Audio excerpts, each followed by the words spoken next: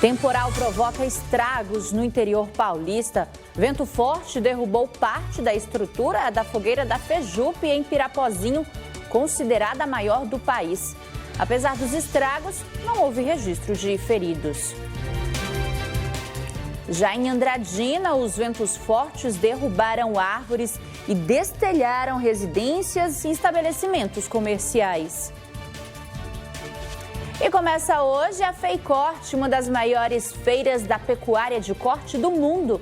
O evento segue até sexta-feira em Presidente Prudente.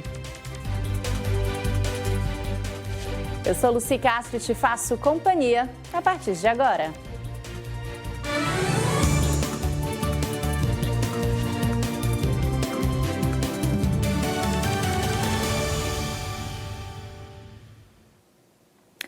Olá, muito boa tarde para você que está ligadinho aqui na tela da Band. Hoje é terça-feira, 23 de junho. Obrigada pelo carinho da sua audiência, da sua companhia. Agora, 1h48. Bora falar desse frio, desse temporal que chegou no interior paulista? O temporal que atingiu ontem Pirapozinho derrubou a estrutura da fogueira da Fejupe, que é considerada a maior do país. Só para você ter ideia, a fogueira tem aproximadamente 58 metros. O acidente aconteceu no fim da tarde de ontem. Maicon Oliveira chegando ao vivo aqui direto da redação da Band Paulista, trazendo os detalhes. Maicon, a Fejupe, para quem não conhece, é considerada uma das maiores festas juninas aqui do interior paulista. Tem também a maior fogueira, do país, 58 metros. E ontem, parte dessa estrutura, dessa fogueira, acabou desabando e por conta dos ventos fortes, Maicon? Boa tarde, seja bem-vindo. Exatamente, Lucy. Muito boa tarde para você e para quem está com a gente aqui no nosso Boa Tarde Paulista. É a 35ª edição da Fejupe, uma festa muito tradicional e conhecida por ter, de acordo com a organização, a maior fogueira construída de madeira, do país. Esse ano ela foi construída em 58 metros. A gente tem imagens que mostram o momento em que acontece essa queda, o momento em que esse acidente aconteceu. Só que o Corpo de Bombeiros e a Polícia Militar, de acordo com a Prefeitura, que emitiu uma nota, eles estiveram no local, isolaram, ninguém se feriu, por mais que as imagens, elas podem dar esse ar de que a festa não vai acontecer. A Prefeitura informou, Lucy, que as equipes estão trabalhando nesse momento, viu? E que a 35ª edição da Fejupe vai acontecer sim. Então, a partir de amanhã até o dia 27, tá? Com shows, uma programação bastante bacana, isso de acordo com a Prefeitura, e a gente espera, que o tempo possa colaborar para essa festa tão tradicional acontecer. E a melhor notícia é que ninguém se feriu. Eu volto com você.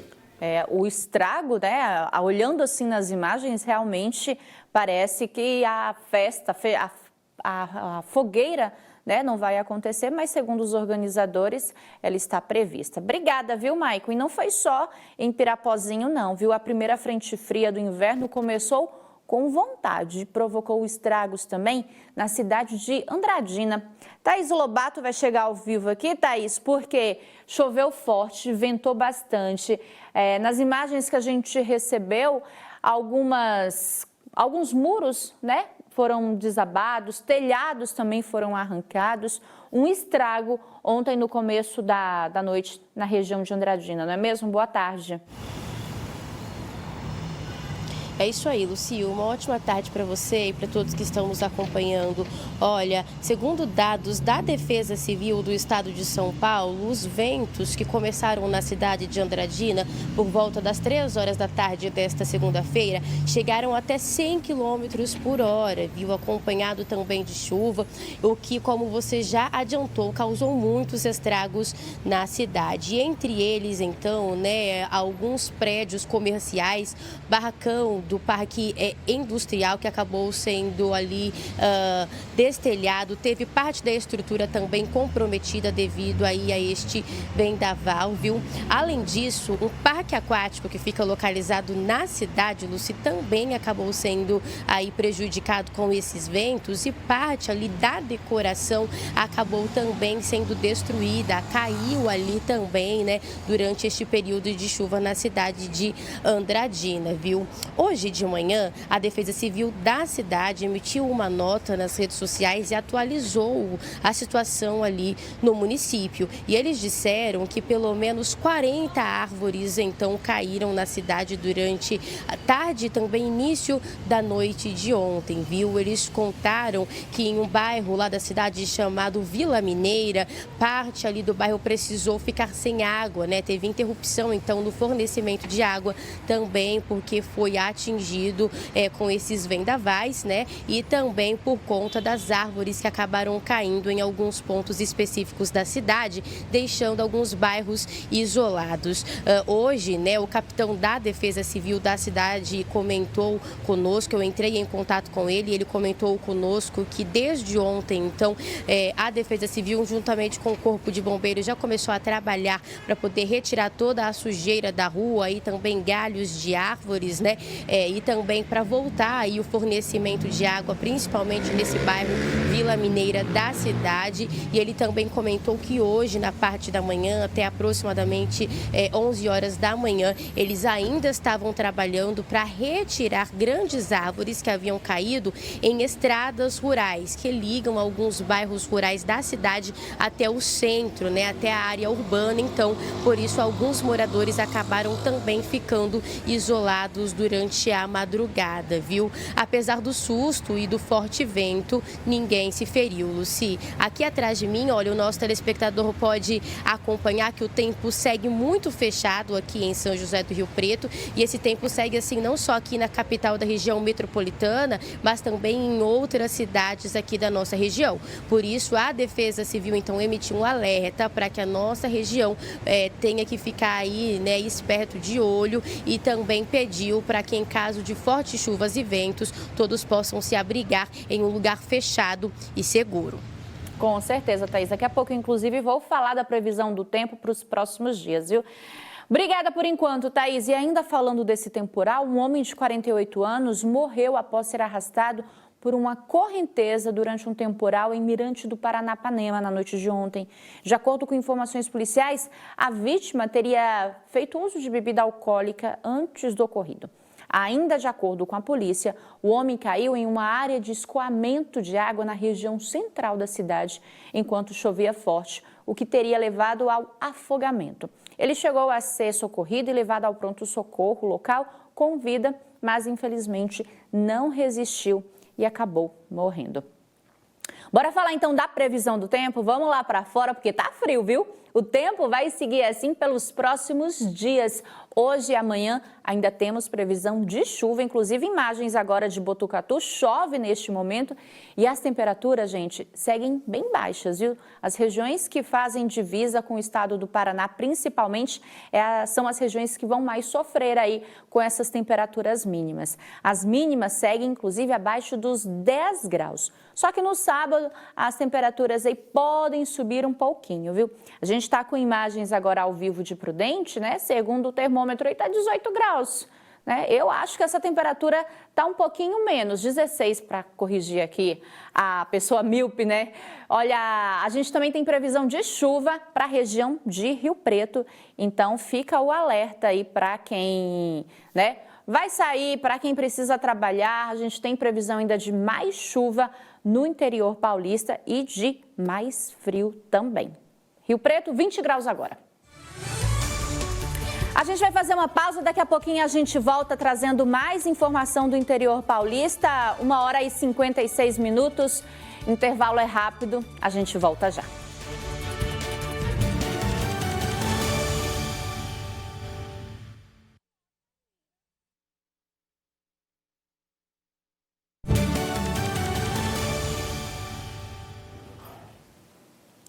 E um jovem de 20 anos morreu após a motocicleta que ele pilotava atingir um boi solto na pista ontem à noite na cidade de Tupi Paulista. Segundo a Polícia Rodoviária, a equipe foi acionada para atender a ocorrência.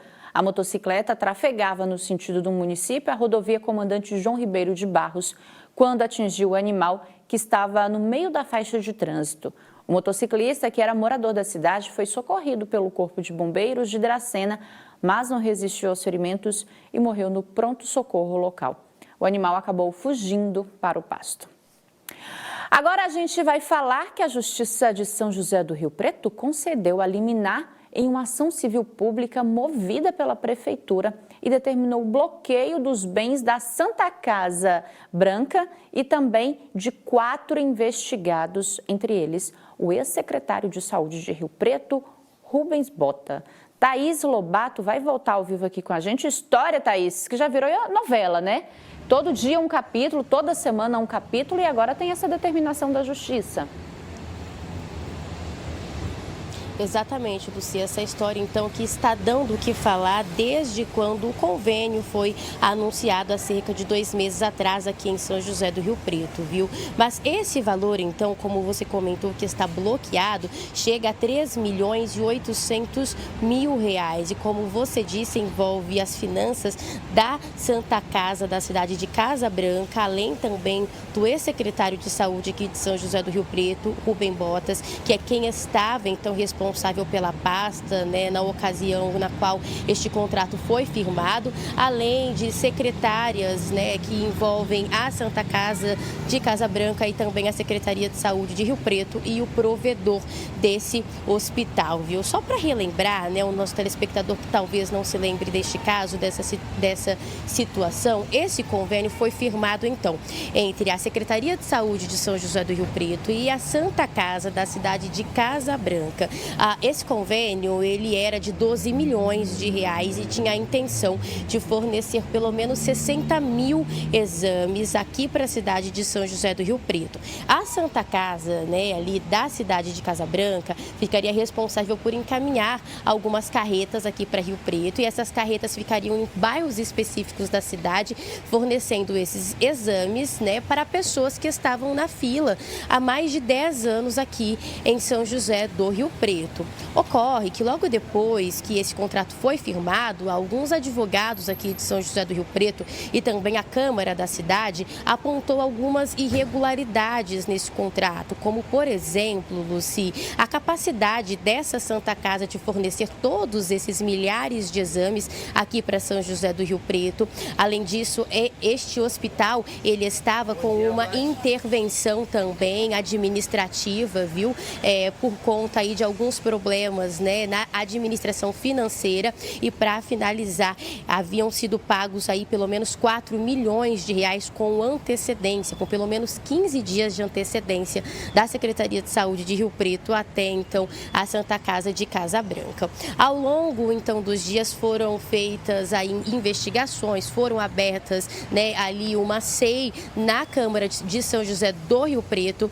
Além disso também, né, o secretário Rubem Botas pediu aí para poder sair da pasta e o Ministério Público também entrou no caso, né, para poder aí investigar este contrato. Por isso, então, a Prefeitura da cidade resolveu suspender este contrato, Luci, de tal maneira que essa Santa Casa teria aí pelo menos 30 dias para devolver esses R$4 milhões. O tempo se passou e apenas R$950 mil desse convênio, então, foi devolvido aqui para São José do Rio Preto. Por isso, a Procuradoria-Geral do município da cidade entrou então com essa ação para que esses bens fossem bloqueados e esse dinheiro devolvido para a administração pública aqui da cidade. Lembrando que essa liminar também proíbe que São José do Rio Preto faça qualquer outro tipo de contrato com a Santa Casa lá da cidade de Casa Branca e também pede a quebra de sigilo bancário do ex-secretário da cidade aqui de São José do Rio Preto da Saúde, Rubem Botas. É claro que a gente segue acompanhando este caso, viu, Luci? Qualquer novidade, eu volto a te chamar. Novela que ainda não teve fim, viu, Thaís? Agora sim, obrigada pela sua participação. Bom trabalho para você e até amanhã. Ainda falando de Rio Preto, a cidade agora conta com totens de embarque e desembarque para motoristas de aplicativo e também taxistas. Os primeiros totens inaugurados estão no terminal rodoviário. A iniciativa atende uma demanda antiga dos motoristas e usuários do serviço. A gente batalha por esses pontos de embarque e desembarque desde 2018. Os aplicativos começaram em São José do Rio Preto em 2017. Então a gente pede esses locais mais específicos para que fique uma forma visual, né? Que você consiga identificar de forma melhor que é para motoristas por aplicativos e tal, entendeu? Chegou, embarcou, desembarcou, vai embora. Pronto, é isso que a gente precisa. Nessa primeira etapa foram contratados 10 totens. 5 deles instalados a partir desta segunda-feira em locais definidos por estudos técnicos e pela demanda observada para este tipo de transporte. Além da rodoviária, ganham a nova sinalização, o aeroporto e 3 shoppings da cidade. Nosso governo é um governo que ouve a população, ouvimos também os taxistas. A gente sabe que no passado houve algumas controvérsias, principalmente lá no aeroporto de Rio Preto. Nós conseguimos compatibilizar esses interesses porque o interesse maior aqui é da segurança para o usuário. A sinalização também reforça as regras de trânsito. Nos locais demarcados pelos totens, será permitida apenas a parada rápida para o embarque e desembarque de passageiros, sendo proibido estacionar em qualquer circunstância. A gente está colocando tanto o totem para o taxista como para o aplicativo, para que o cidadão, na hora que ele chega no local, ele olha para um lado e vê lá o totem de táxi, devidamente identificado. Olha para o outro aplicativo. Aí ele, por opção, ele escolhe qual que ele quer utilizar. Então é uma forma de urbanizar, organizar o trânsito e demonstrar para o motorista e para o usuário, ó, é ali que é o ponto onde eu vou pegar. Lá está demarcado, está sinalizado, lá vai estar seguro, para que não fique parando em fila dupla ou que não tenha o local adequado para realizar o embarque e desembarque. Com a chegada do período mais frio do ano, clínicas veterinárias têm registrado aumento de casos de problemas respiratórios em animais, principalmente a pneumonia, viu? E é sobre isso que vamos falar agora no nosso quadro Boa Tarde, Pet.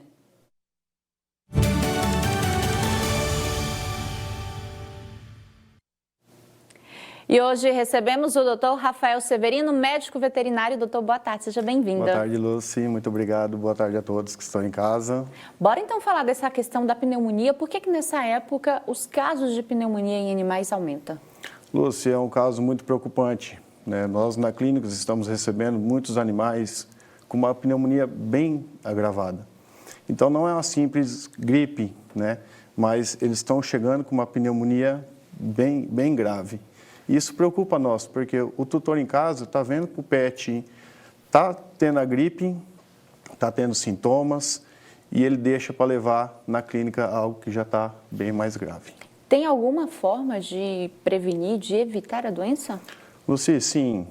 Devido a essas temperaturas baixas que nós estamos tendo no momento, o tutor tem que pegar esse pet, colocar ele no lugar de aquecimento, colocar ele com uma cobertinha, colocar uma roupinha nele e não deixar ele sofrer essas mudanças de temperatura. No caso, isso vale para todos os animais ou aqueles de pelagem mais curta? Lúcia, para todos os animais, todos os pets. O animal foi diagnosticado com pneumonia. Como é que é o tratamento, doutor? Lúcia, o pet, quando ele sofre, né, esse processo inflamatório no pulmão, a gente tem que entrar com medicações o mais rápidas possíveis. Não deixar esse animal que a gente está tendo, esse pet vir a óbito dentro da clínica, né? Então, entrar com as medicações o mais rápido possível. E existe alguma, além do medicamento, existe alguma outra forma alternativa de amenizar ou de evitar essa pneumonia nos animais? Sim, Lúcia. Hoje, a prevenção principal é a vacinação. A gente criar a imunidade nesse pet para ele não conseguir ficar doente da maneira que eles estão chegando dentro da clínica.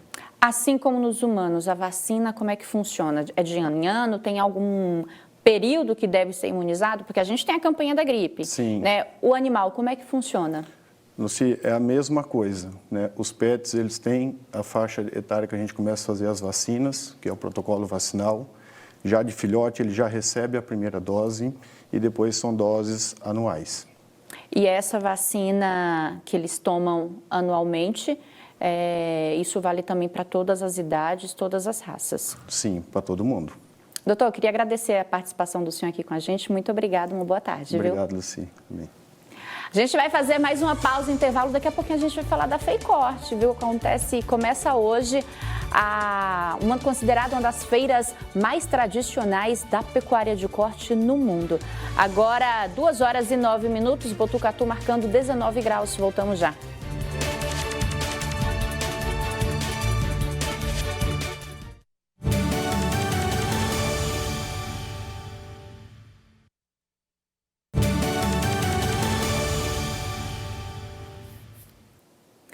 De volta para falar que começa daqui a pouco a 22ª da FEICORTE, a Feira Internacional da Cadeia Produtiva da Carne. É também considerado o maior evento indoor da cadeia da pecuária de corte do mundo. E esse evento acontece aqui em Presidente Prudente, no recinto de exposições Jacob Tozello. E é para lá que a gente vai agora, ao vivo, com a Laís Araújo, que já está no recinto. Laís, como é que a expectativa? A abertura oficial é daqui a pouquinho, inclusive com algumas autoridades, né, que vão marcar presença. Como é que está a expectativa por aí? Já tem muita gente chegando no recinto? Boa tarde, seja bem-vinda. Oi, Luci, ótima tarde para você, para quem nos acompanha aqui no Boa Tarde Paulista. Olha, a expectativa grande por aqui, viu? O pessoal tá chegando, como você disse, essa abertura oficial, ela acontece daqui a pouquinho, a partir das 3 horas da tarde, com a presença de autoridades, né? Entre elas, o governador do estado de São Paulo, Tarcísio de Freitas, que estará aqui mais um ano na abertura do evento. E por aqui, ó, o pessoal tá chegando. Já tem os estandes preparados, né, de empresas que são parceiras aí da FEICORTE, que estão presentes a cada edição do evento. Esta é a terceira edição consecutiva, né, da FEICORTE realizada aqui em Presidente Prudente, e a escolha de Presidente Prudente foi uma escolha totalmente estratégica, né? A região detém aí mais de 1.600.000 cabeças de gado. Então, esse evento ele começa oficialmente hoje, segue até a próxima sexta-feira com uma programação bastante variada, viu? Por aqui são mais de 500 animais de diversas raças bovinas, ovinos e cavalos, mais de 6 leilões e mais de 35 palestras, incluindo palestrantes internacionais. Então, esse que é o maior evento, né, da cadeia produtiva da carne. Luci, no ano passado, mais de 16.500 pessoas passaram por aqui, né, durante o evento. Para essa edição, a expectativa da organização é de que 25.000 pessoas passem por aqui. Claro, nós estaremos presentes aqui em todos os dias do evento, trazendo todas as novidades da FEICORTE para quem nos acompanha aqui na Band Paulista. Luci? Exatamente, Laís. Então, a gente vai aproveitar e fazer um convite, porque amanhã o BTP é em loco, tá? É de lá, direto do recinto de exposições Jacob Tozello, onde está acontecendo a FEICORTE. A Laís, inclusive, já está lá para a abertura oficial daqui a pouquinho. E amanhã a gente vai ter bate-papo, a gente vai conversar com muita gente que entende do assunto. E fica o convite também para quem é da região, quiser conhecer um pouquinho mais, né? Essa que é considerada a maior feira pecuária de corte do mundo. Então, só para quem está aí de casa entender um pouquinho a dimensão. Inclusive, o Douglas estava fazendo imagens ali, Laís, do nosso estúdio, né? Agromais, Terra Viva, né? Canais do Grupo Bandeirantes. Então, fica o convite. Também quiser dar uma passadinha por lá para dar um oi para a gente, tá feito aí o convite, viu? Laís, obrigada pela sua participação. Bom trabalho para você. A Laís segue aí da FEICORTE. E é claro que ao longo aí da nossa programação, você vai acompanhando tudo que rola na FEICORTE, né? E amanhã, mais uma vez, fica o convite, o BTP ao vivo, direto de lá, direto da FEICORTE 2026. E a gente vai seguir aqui falando de agro, né? Porque as mulheres estão cada vez mais presentes no agronegócio. Na pecuária, elas mostram que conhecimento, dedicação e sensibilidade também fazem a diferença no manejo dos animais. Nossa equipe acompanhou a rotina de uma produtora rural que transformou desafios em resultados dentro da fazenda.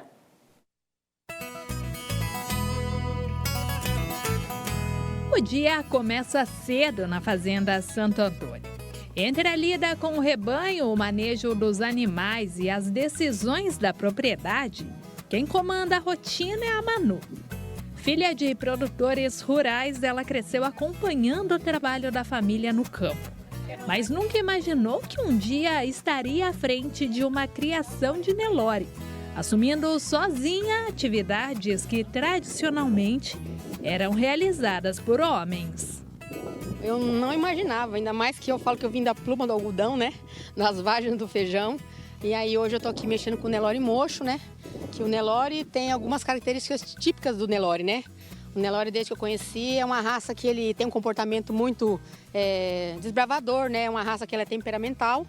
Mas eu percebi que isso tudo podia ser conduzido com um manejo adequado. E eu fui vendo conteúdo a respeito de bem-estar animal, fui querendo modificar isso na fazenda e modifiquei todo o gado. Hoje eu tenho aqui uma desmama aí de 28 dias, que eu posso acariciar, entrar dentro dela. Hoje vocês são as primeiras pessoas que estão entrando dentro desse gado e mesmo assim é um gado que não é agressivo.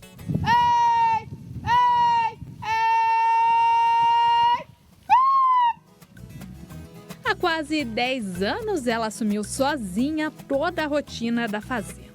Hoje, é ela quem executa pessoalmente procedimentos como partos, casqueamento, vermifugação e marcação dos animais. Tudo resultado de muito estudo e da paixão pela pecuária. Minha rotina aqui na fazenda começa cedo. Eu, a partir das 6 horas da manhã, já estou de pé. Eu tenho ali as aptidões de casa, que eu faço meu café da manhã, sirvo para o meu esposo. Logo depois eu já tenho uma vaca leiteira com alguns bezerros para cuidar. Eu tenho um gado que eu tenho que fazer uma parte. Semanalmente estou fazendo uma parte de gado, por era, por peso. Então o trabalho na fazenda é diário, mas eu tenho várias funções. Desde roçagem de pasto, roçar o quintal, rastelar, cuidar dos afazeres domésticos de casa e o gado em si, né? Em uma atividade historicamente dominada pelos homens, a pecuarista mostra que a força feminina vai muito além da administração da fazenda. Eu acho que a mulher pode estar em qualquer lugar onde ela quiser e onde ela achar que a capacidade dela cabe. Eu acho que vale da força de vontade, do amor, sabe? E da dedicação que ela tenha. Eu acho que a mulher veio aí para somar, não veio para tirar lugar de ninguém, veio para agregar valor, entendeu? E eu acho que o carinho maternal que já nasce na mulher, eu acho que entra em qualquer profissão. Atualmente, a propriedade conta com cerca de 1.200 cabeças de Nelore mocho. E a Manu faz questão de acompanhar de perto cada etapa da produção. Ela participa do manejo e ajuda a construir os resultados de um rebanho que hoje é referência em qualidade e docilidade. Desde que eu comecei a mexer com gado, eu vi que algumas coisas não estavam certas e não estava trazendo lucro para a fazenda, né? Eu vi que tinha gados que estavam com alguns problemas físicos e até mesmo na incidência de algumas doenças, como uma diarreia percussora de alguns tempos já. A gente tinha um índice grande de mortalidade na fazenda e hoje quando eu vejo que sou eu que curo meus animais, sou eu que curo todo esse rebanho, que eu não tenho verminose, que eu não tenho, uma diarreia profunda, que eu não tenho mortalidade, isso me sinto grata, mesmo não tendo nada assim, sabe, de uma formação acadêmica na área da veterinária ou zootecnia, né? Então eu fico muito feliz. A rotina da Manu também é compartilhada nas redes sociais. Entre uma tarefa e outra, ela compartilha a rotina do dia a dia e inspira outras mulheres que também sonham em seguir carreira no agro. Exemplos como o dela não são casos isolados. Dados do Sebrae mostram que mais de 6 milhões de mulheres movimentam a economia rural brasileira, reforçando um protagonismo cada vez mais presente dentro das porteiras. Eu faço parte até de um grupo de várias pecuaristas do Brasil inteiro e a gente vê que agora não é só mais no gado, é no cavalo, é no trator, é na plantação de soja, cana, algodão. Todas estão se empenhando, às vezes pegando funções que eram de pais, esposos, né, que hoje talvez não estão mais aqui, mas que elas tiveram que pegar esse ramo e levar à frente. Então é muito bonito que vê a capacidade de cada uma, mesmo não estando com tanta aptidão, né, desde o começo na área da pecuária, mas evoluindo, né, porque a gente tem esse momento de evolução, né. Então, acho que o mercado aí feminino está só ampliando e eu espero que tenha mais mulheres na pecuária. É isso que eu espero.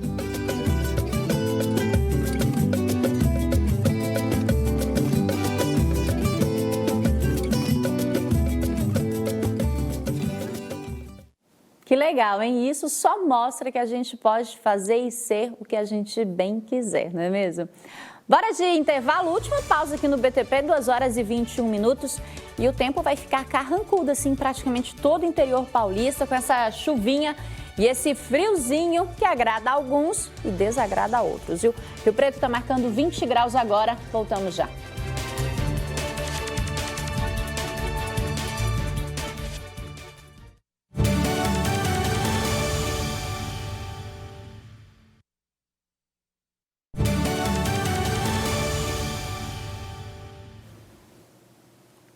E depois de meses pesando no orçamento das famílias, alguns produtos da cesta básica começaram a ficar mais baratos nos supermercados. Uma pesquisa da APA já mostra queda nos preços de itens importantes no dia a dia para o consumidor. Entre os destaques está o óleo de soja, um dos produtos mais consumidos pelos brasileiros, que apresentou redução de 1,13% no período. Já a subcategoria de óleos, de forma geral, teve uma retração de 1,60%. Também, de acordo com as pesquisas da Associação Paulista de Supermercados, o recuo está ligado ao aumento da oferta no mercado interno, o que ajudou a pressionar os preços para baixo. Os efeitos na conjuntura doméstica já são sentidos, mas, por outro lado, há importantes produtos e itens da cesta de consumo das famílias que está numa tendência de queda e ajuda a reequilibrar o orçamento familiar. É o caso, por exemplo, do azeite, é o caso, por exemplo, do arroz, do feijão, que já vinha numa forte queda desde o ano passado, e as carnes, que têm apresentado um comportamento acomodatício, com uma alta não muito elevada ao longo dos últimos 12 meses. A nossa expectativa é que esses itens ajudem a equilibrar a inflação, especialmente o carrinho de supermercados, num momento tão difícil no âmbito da conjuntura internacional. Depois de um longo período de inflação nos alimentos, muitas famílias precisaram mudar hábitos de compra, substituir produtos e reduzir o consumo para equilibrar as contas no fim do mês. Fruta que nem pera, laranja, essas coisas assim, consome bastante. Melancia, né, melão também. Às vezes o melão está bem lá em cima também. Não tem como, porque na minha casa assim, consome bastante fruta, bastante verdura. Então, praticamente, eu não consigo vir só no dia da feirinha. Eu venho quase todos os dias. Eu vim ontem, vim hoje de novo. Tem dia que eu venho cedo, tem dia que eu venho até à tarde de novo. Que esquece algum item, aí você acaba pegando mais coisa e gastando muito mais ainda, né? Olha, eu ainda não consegui identificar uma redução dos preços, não. Estou vendo que está estabilidade nos preços, né? E a gente procura vir no dia que tem, às vezes, os descontos para ter um poder aquisitivo melhor na compra. Eu acredito que está estável os preços, né? O litro do azeite aí, ele vem no mesmo valor há um bom tempo, mas não consegui observar nenhuma redução. Já foi muito mais caro há uns tempos atrás, né? Mas agora ele está numa estabilidade. Além do óleo, as frutas e outros alimentos também apresentaram diminuição no primeiro trimestre de 2026, o que reforça uma desaceleração no ramo alimentício. Apesar do alívio ainda ser considerado tímido, a expectativa é de que a maior oferta de produtos continue contribuindo para a estabilidade dos preços nos próximos meses. Mas os especialistas avaliam que o cenário ainda exige cautela. O que a gente sentiu realmente que houve uma queda nesse período foram a maçã. A maçã em todas as espécies, a oferta está muito grande no mercado, é um produto que tem muito consumo e realmente ele teve uma queda percentual em torno de 30% no valor. Esse período outono e inverno, o que acontece? Há uma inversão.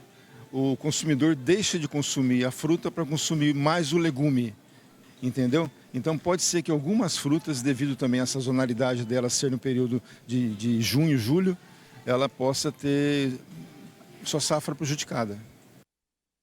Nessa lista faltou o café, hein? Como produto, deu uma amenizada aí no orçamento da família, não é mesmo? Último recadinho, Band Paulista apresenta a Foot Run, etapa Rio Preto, a corrida da Foot Fanatics, que acontece no dia 19 de julho, com largada a partir das 7 horas da manhã, no Plaza Avenida Shopping. Os participantes poderão escolher entre os percursos de 5 e 10 quilômetros e claro que não pode faltar o nosso famoso kit atleta, com camisa exclusiva da corrida e muito mais, além de experiências únicas no pré e também no pós-prova. Tudo isso com transmissão ao vivo pela Band Paulista e pelas redes sociais. As inscrições já estão abertas no site alcer.esp.br ou então aponte a câmera do seu celular para esse QR Code que está aqui na tela e se inscreva. Em 2025, só na Corrida de Rio Preto, reunimos mais de 2.400 atletas. Venha você também entrar para a história em 2026. É a FootRun, etapa Rio Preto. Participe, se inscreva, alcer.esp.br. Participe ou então aponte a câmera do seu celular para esse QR Code aqui. 19 de julho, a partir das 7 horas da manhã. Vambora! O BTP de hoje fica por aqui. Lembrando que amanhã a gente segue ao vivo, direto da FEICORT, BTP in loco, lá do recinto de exposições Jacob Tozello, onde a gente vai mostrar tudo o que está rolando na feira, tá bom? Obrigada pelo carinho da sua audiência e da sua companhia. Beijo grande, até amanhã, se Deus quiser. Tchau!